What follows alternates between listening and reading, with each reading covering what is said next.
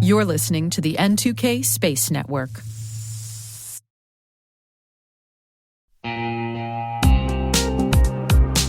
If securing your network feels harder than it should be, you're not imagining it. Modern businesses need strong protection, but they don't always have the time, staff, or patience for complex setups. That's where NordLayer comes in.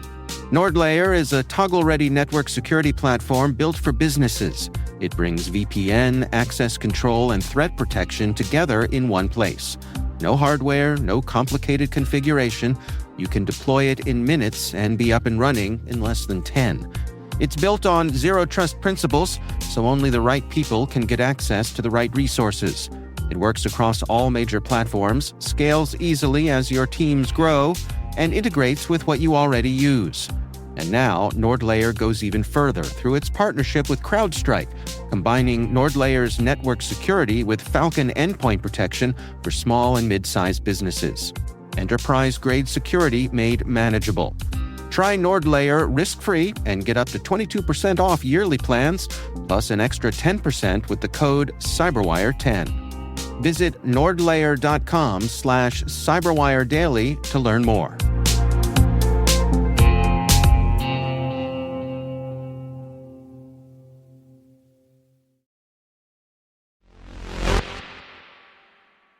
Today is January 27th, 2026.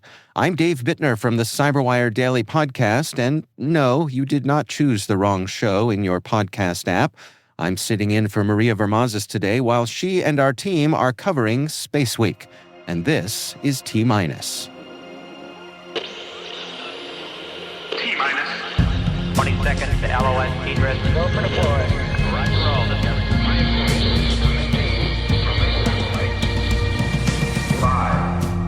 The Sultanate of Oman is the latest nation to sign the Artemis Accords.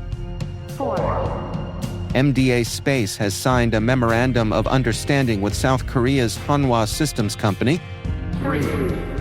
Blue Origin plans to spend $71.4 million to expand thruster production in Alabama. 2. NASA has selected Intuitive Machines as part of 34 global volunteers chosen to track the Artemis II mission. 1. Northwood Space has raised $100 million in a Series B funding round and announced a new $50 million U.S. Space Force contract.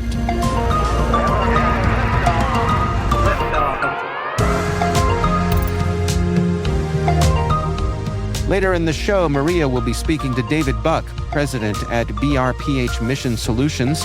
BRPH is a sponsor of the Global Spaceport Alliance Annual Summit, which was held today, and shared his insights into the future of spaceports. Stick around for more on that after today's headlines.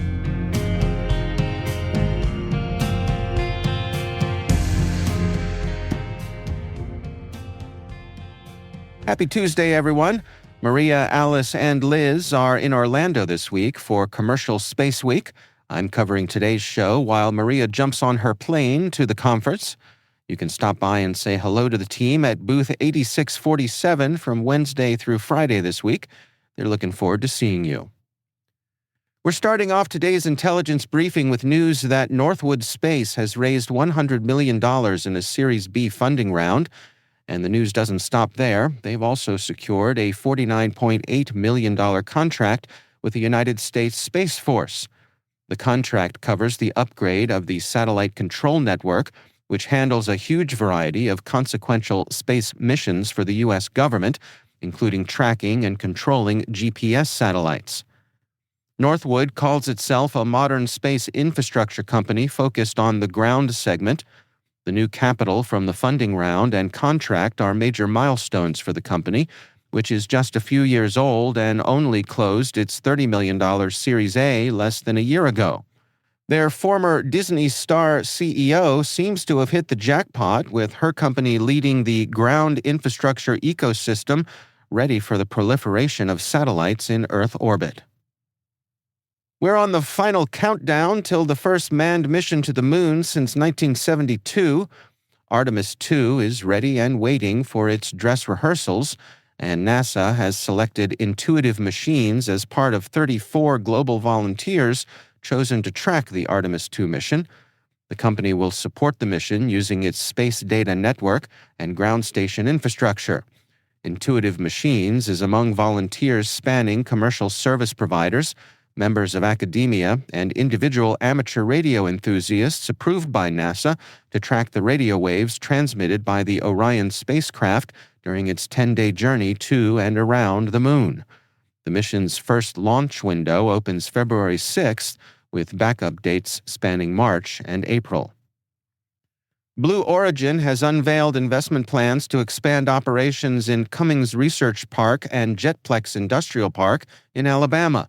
The company will spend $71.4 million with the aim to establish Alabama as home to its thruster production. Blue Origin says that the city of Huntsville has approved the development agreement that's expected to generate more than 100 new jobs. In turn, the city will provide up to $200,000 in hiring incentives and up to $200,000 to support related infrastructure improvements as the project meets specified targets. Canada's MDA Space has signed a memorandum of understanding with South Korean smart technology and aerospace solutions company Hanwha Systems Company.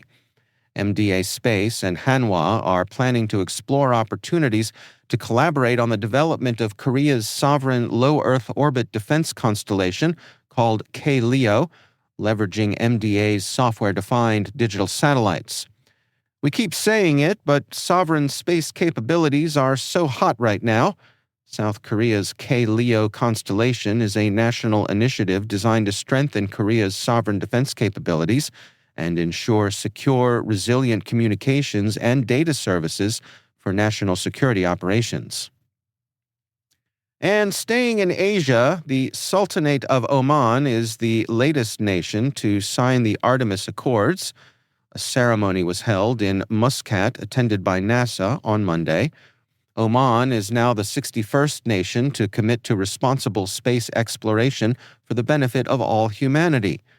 NASA Administrator Jared Isaacman shared in recorded remarks at the ceremony that Oman's accession to the Artemis Accords sets an important example about the value of responsible behavior and shared pursuit of discovery. Oman joins the U.S. and our other partners on ensuring the peaceful exploration of space for generations to come. We are returning humans to the Moon and laying the groundwork for future missions.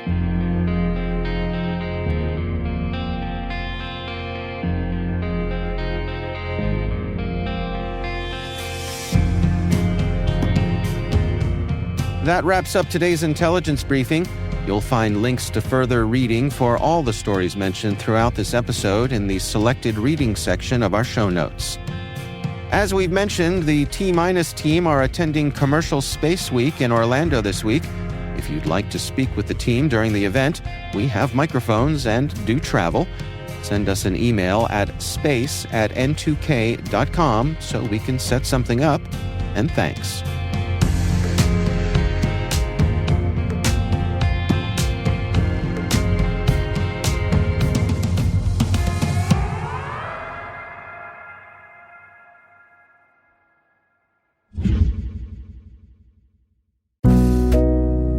The world moves fast. Your workday, even faster. Pitching products, drafting reports, analyzing data. Microsoft 365 Copilot is your AI assistant for work. Built into Word, Excel, PowerPoint, and other Microsoft 365 apps you use. Helping you quickly write, analyze, create, and summarize. So you can cut through clutter and clear a path to your best work. Learn more at Microsoft.com/M365 Copilot. Our guest today, speaking with Maria Vermazis, is David Buck, president at BRPH Mission Solutions. So I retired from the military in 2018. I served 40 years in the military, so a good long career. My final job was as a three-star out of Vandenberg. I was the 14th Air Force commander, and my dual-headed job was I was commander Joint Functional Component for Space. Then I transitioned to my civilian career And I was fortunate enough to land a spot with BRPH, which is an architect, engineering, and construction company. They're headquartered in Melbourne. Of course, we have offices all over the country. Once again this year, BRPH is proud to be a platinum sponsor for the GSA Spaceport Summit.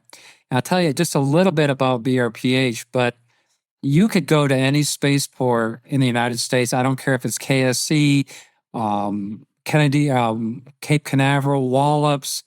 You go to Stennis, you go to Mojave, Vandenberg, PSCA up in Alaska. It'd be hard to find, Maria, a piece of launch infrastructure or related infrastructure that didn't have BRPH fingerprints all over it. So that's where I landed, and that's where I'm working right now. I'm really happy to be there.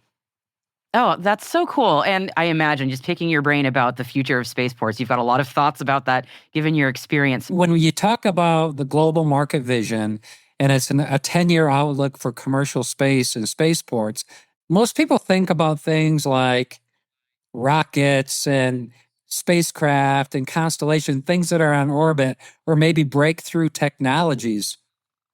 I would argue that while those are very important, what's even more important are the assets that are on the ground. And we're going to talk about what we can do today to shape the future to make sure those assets meet our needs. Not building for today, but building for tomorrow, because decisions we'll make today will affect our operational agility 10 years in the future. That is so fascinating to me for a couple of different reasons. One, I mean, how often does it come up about capacity at spaceports, how much we need more capacity, but also how much activity is ramping up? And spaceports are at such an interesting intersection of, the commercial space industry that is just increasing by leaps and bounds all the time, and yet having to anticipate, as you just mentioned, 10 years plus building out that infrastructure that's going to be very future-looking, which is an interesting place to be at. So, what does this look like? Yeah, so the spaceports, they're no longer just launch sites, right? They're strategic infrastructure, and they're akin to seaports and airports and data centers and energy hubs, right? It's really the place where national security, commercial investment, national and international competitions, where they all intersect, right? What makes this moment unique is that space is going global at the same time as commercial. And what do I mean by that? So what do you mean commercial is going global? So 10 years from now, if you're in a technologically advanced country, you're going to want to be spacefaring. And you want indigenous launch capability within your country. You don't want to have to reach outside your borders to depend on other countries, other capabilities that you don't have control over. So the same time that we are transitioning to commercial being the 500-pound gorilla in space, we're also transitioning to see where space is becoming more global, even for smaller countries that you would think would not necessarily be that advanced in space.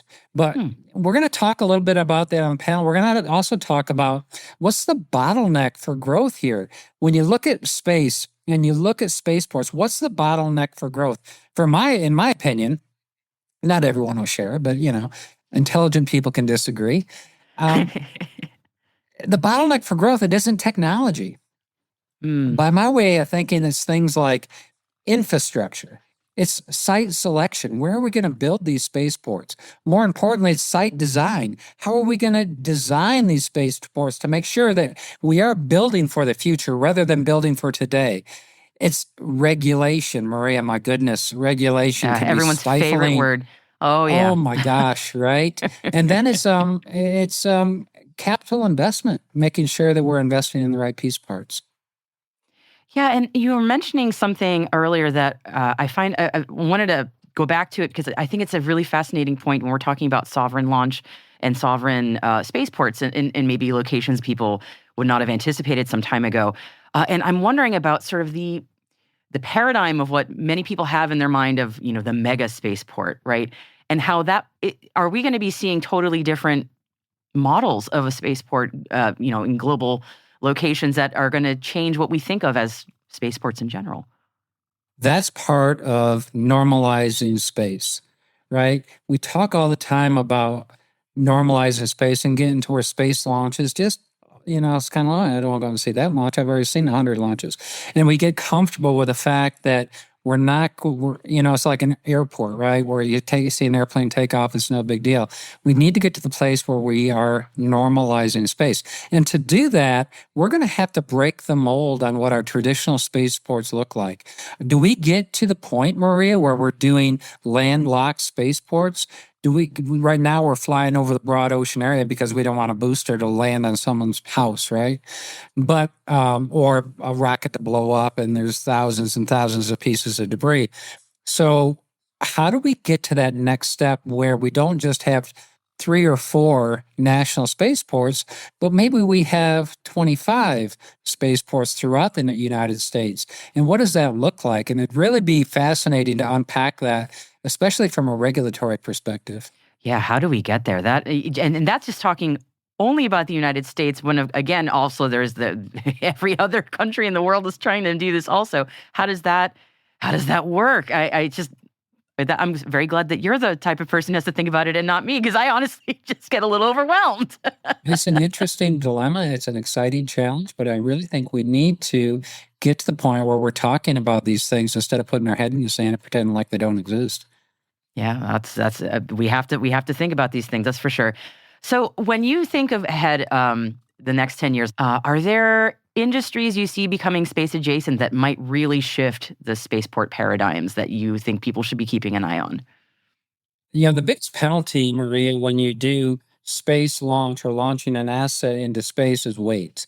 How do we get rid of the weight? And so if we can launch satellites without fuel on board and not have that weight penalty as we're breaking the gravity well, but we can refuel those satellites on orbit, that's a game changer. There's things like that. How does IA play into all of this? And what about energy?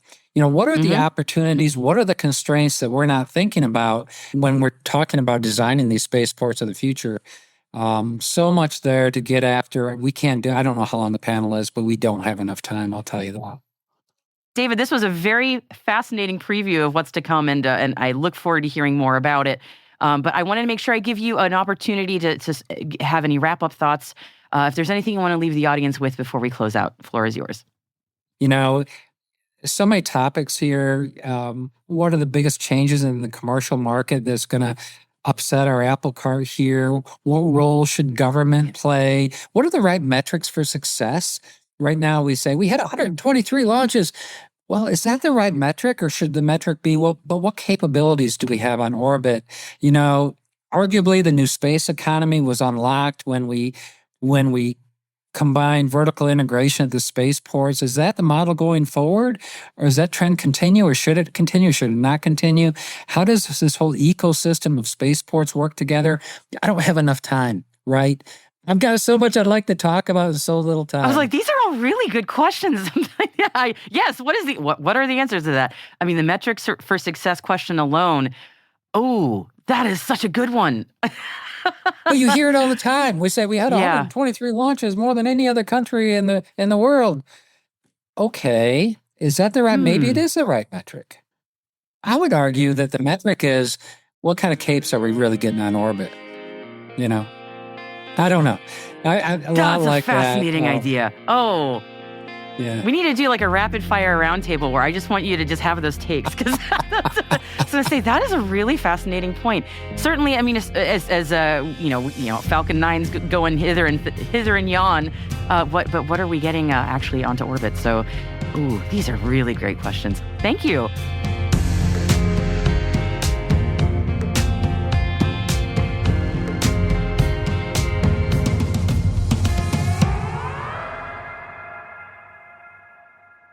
We'll be right back.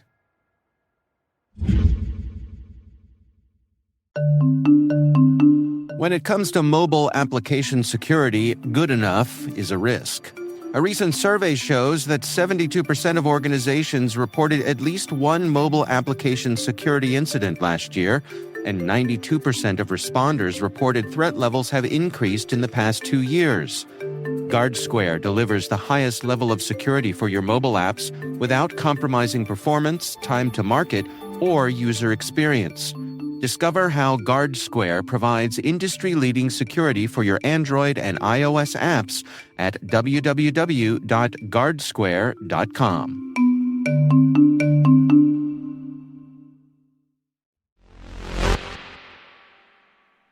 Welcome back. Our last story for today is really cool, and I mean literally cool. Imagine seeing the atmosphere in 3D like never before. Europe just unveiled the first ever meteorological infrared sounder flying on its new Meteosat third-generation Sounder 1 satellite. This isn't your ordinary weather gadget. This thing scans the atmosphere in 3D every 30 minutes across nearly 2,000 infrared wavelengths, giving us detailed snapshots of temperature, moisture, and even pollutants at different heights. It's not easy to talk about images on an audio-only podcast, but picture this: reds and blues swirling across the globe, showing hot deserts, cool cloud tops, and every twist and turn of our air captured from space. It's like a super fancy thermal selfie of Earth. But why is this a big deal? Because with 3D data like this, meteorologists can spot subtle changes in the atmosphere before clouds even form. That means better nowcasting, deeper climate insights, and faster warnings for severe weather. It's like giving weather forecasters a new set of superhero eyes. And there's more. The satellite isn't just about storms. By tracking pollutants throughout the day with kilometer-scale resolution, it's a huge boost for air quality monitoring, especially in cities. So, if you're ever looking for a reason to encourage others to get excited about the space industry, just remind them that satellites like this are watching over us, turning data into life-saving forecasts. You may even encourage a new space fan.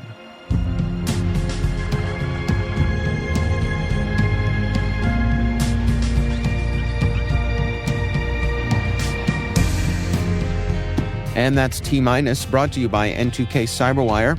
We'd love to know what you think of this podcast. Your feedback ensures we deliver the insights that keep you a step ahead in the rapidly changing space industry. If you like our show, please share a rating and review in your favorite podcast app. Please also fill out the survey in the show notes or send an email to space@n2k.com. N2K's senior producer is Alice Carruth. Our producer is Liz Stokes. We're mixed by Trey Hester with original music by Elliot Peltzman. Our executive producer is Jennifer Iben. Peter Kilpie is our publisher, and I'm Dave Bittner, filling in for Maria Vermazis. Thanks for listening. We'll see you back here tomorrow.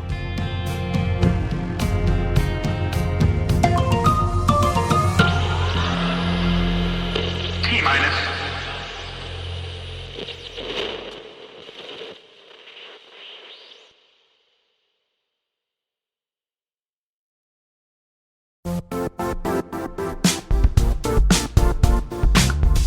If you only attend one cybersecurity conference this year, make it RSAC 2026. It's happening March 23rd through the 26th in San Francisco, bringing together the global security community for 4 days of expert insights, hands-on learning, and real innovation. I'll say this plainly, I never miss this conference. The ideas and conversations stay with me all year. Join thousands of practitioners and leaders tackling today's toughest challenges and shaping what comes next. Register today at rsaconference.com/cyberwire26. I'll see you in San Francisco.